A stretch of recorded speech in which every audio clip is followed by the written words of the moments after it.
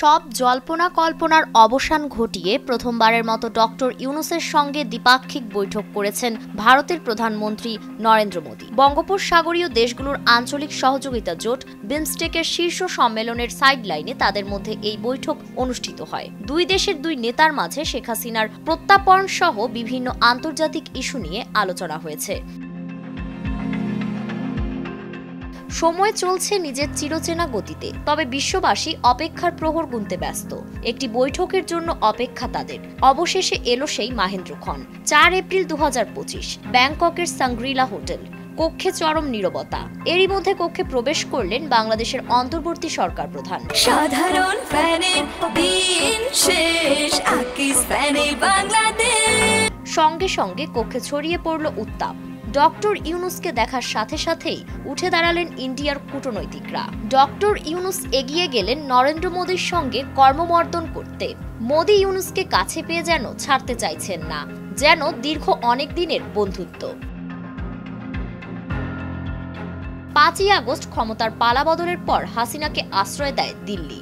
এরপর থেকে বাংলাদেশ ভারত সম্পর্কে ফাটল ধরতে শুরু হয়। সেই ফাটলের জের ধরে ভারত বিভিন্ন সময়ে বাংলাদেশের নামে অপপ্রচার চালিয়ে আসতে থাকে। এছাড়াও পণ্য আমদানি নিয়েও নানা সমস্যার সৃষ্টি হয়। এ সকল সমস্যা সমাধানের জন্য গত বছরের সেপ্টেম্বরেই নিউ ইয়র্কে ডক্টর ইউনূস ও মোদীর মধ্যে বৈঠক হওয়ার বিষয়ে আলোচনা হয়েছিল। কিন্তু তখন দুই নেতার সফরসূচির মধ্যে ভিন্নতার কারণে বৈঠক হয়নি। এমনকি প্রধান উপদেষ্টা চীন সফরে যাওয়ার আগেও মোদীর সাথে বৈঠক নিয়ে গুঞ্জন উঠেছিল, কিন্তু সেটিও সে সময় হয়নি। অবশেষে থাইল্যান্ডেই হলো ইউনূস মোদী বৈঠক। 4 এপ্রিল শুক্রবার দুপুর 12:30টায় অনুষ্ঠিত হয় এই বৈঠক। প্রথমবারের মতো তারা আলোচনায় বসলেও নৈশভোজে উভয় নেতাকে বেশ কিছু সময় ধরে ঘনিষ্ঠভাবে কথা বলতে দেখা গিয়েছিল।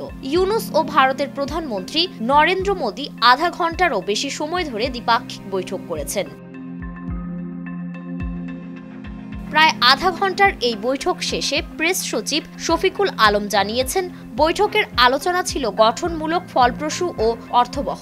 প্রেস সচিব আরও বলেন, এই দ্বিপাক্ষিক বৈঠকে বাংলাদেশের পক্ষ থেকে জোরালোভাবে শেখ হাসিনাকে ফেরত চাওয়া হয়েছে। একই সঙ্গে ভারতের প্রধানমন্ত্রীকে মনে করিয়ে দেওয়া হয়েছে, শেখ হাসিনা ভারতে বসে বাংলাদেশের নামে নানা রকম অপপ্রচার চালিয়ে আসছে। তাছাড়া আলোচনায় উঠে এসেছে সীমান্ত হত্যার ইস্যু, গঙ্গা চুক্তি নবায়ন এবং বহুল আলোচিত তিস্তা চুক্তিও।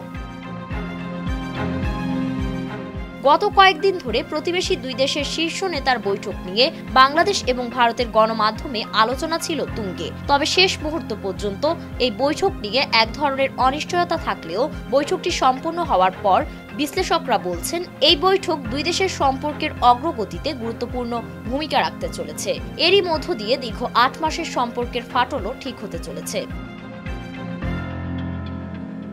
ফারিন রহমান প্রীতি, নয়া দিগন্ত।